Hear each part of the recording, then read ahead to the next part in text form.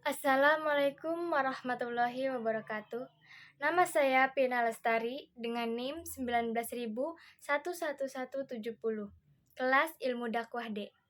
Di sini saya akan menyampaikan tentang pentingnya akidah dalam kehidupan seorang insan.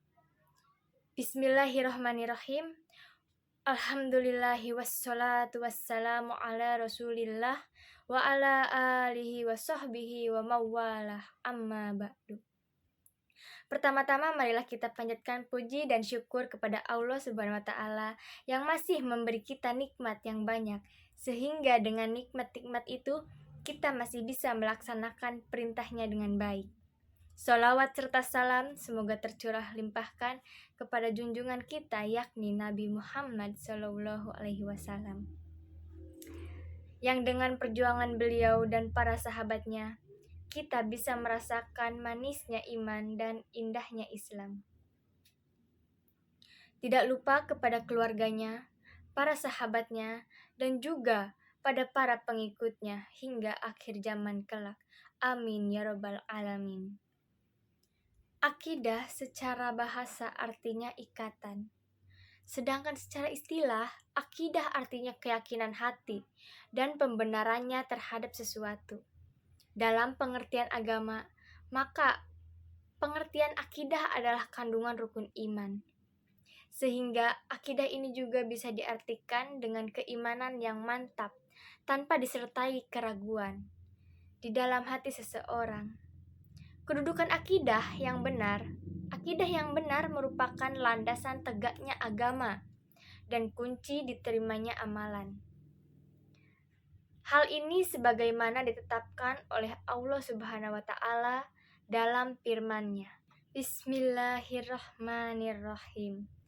Faman kana yarju liqa'a rabbih falyamal amalan sholihan wa yusrik bi ibadatir rabbih ahada. Maka barang siapa yang mengharapkan perjumpaan dengan Tuhannya, hendaklah dia beramal soleh dan tidak mempersekutukan sesuatu apapun dengannya dalam beribadah kepadanya. Quran Surat Al-Kahfi ayat 110. Bahkan setiap Rasul mengajak kepada kaumnya dengan seruan yang serupa, yaitu, wahai kaumku, sembahlah Allah, tiada sembahan yang benar bagi kalian selain Dia. Inilah seruan yang diucapkan oleh Nabi Nuh, Hud, Soleh, Su'aib, dan seluruh nabi-nabi kepada kaum mereka. Nabi Muhammad SAW menetap di Mekah sesudah beliau diutus sebagai Rasul selama 13 tahun, mengajak orang-orang supaya mau bertauhid, mengesahkan Allah dalam beribadah, dan demi memperbaiki akidah. Hal itu dikarenakan akidah adalah pondasi tegaknya bangunan agama. Para dai penyeru kebaikan telah menempuh jalan sebagaimana jalannya para nabi dan rasul dari zaman ke zaman. Mereka selalu memulai dakwah dengan ajaran tauhid dan perbaikan akidah. Kemudian, sesudah itu, mereka menyampaikan berbagai permasalahan agama yang lainnya. Ada beberapa sebab penyimpangan dari akidah yang benar. Penyimpangan dari akidah yang benar adalah sumber petaka dan bencana. Seseorang yang tidak mempunyai akidah yang benar, maka sangat rawan termakan oleh berbagai macam keraguan dan keracunan pemikiran.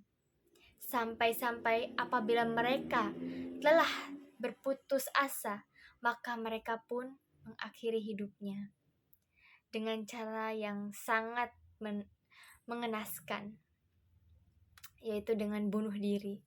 Nauzubillahimindzalik.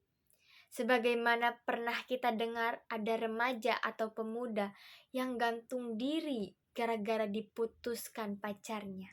Begitu pula sebuah masyarakat yang tidak dibangun di atas fondasi akidah yang benar akan sangat rawan terbius berbagai kotoran pemikiran materialisme. Segala-galanya diukur dengan materi.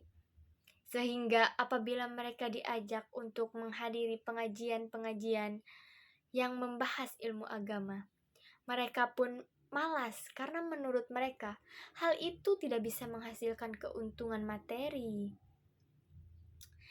Jadilah mereka budak-budak dunia. Sholat pun mereka tinggalkan. Masjid-masjid pun sepi, seolah-olah kampung di mana masjid itu berada bukan kampungnya orang Islam. Alangkah memprihatinkannya.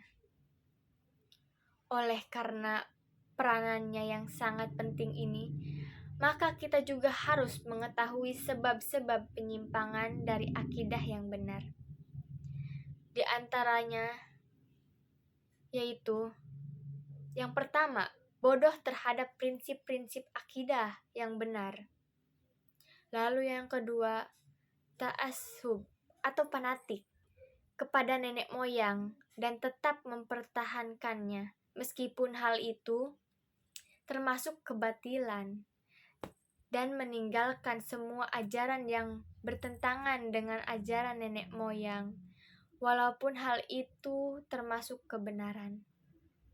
Yang ketiga, taklid buta atau mengikuti tanpa landasan dalil. Lalu yang keempat, berlebih-lebihan dalam menghormati para wali dan orang-orang soleh. Yang terakhir, lalai dari merenungkan ayat-ayat Allah. Memang benar ada banyak orang yang sesat dan menyimpang darinya, dan mereka berpecah belah dalam berbagai aliran. Mereka mengambil jalan yang menyimpang dari jalan yang benar dan lurus. Nabi Muhammad SAW telah mengunjungi bahwa ini akan terjadi dan pasti terjadi dalam sabda beliau, "Lafan laikum hulafa'il mahdiyyinar rasidina laihan nawazizi kumtillah." Siapa yang hidup dari kalian setelahku, maka kalian akan melihat banyak. Maka wajib atas kalian untuk mengikuti sunnahku dan sunnah para khulafa rasyidin yang mendapatkan petunjuk setelahku. Berpegang teguh pada, gigitlah dengan geraham, hati-hati dari perkara baru dalam agama. Karena semua perkara baru adalah bid'ah dan semua kebid'ahan adalah kesesatan. Abu Daud dan At-Tirmidzi. Mungkin cukup sekian dari saya. Mohon maaf bila ada kekurangan dan kesalahan. Wabillahi taufiq wal hidayah. Wassalamualaikum warahmatullahi wabarakatuh.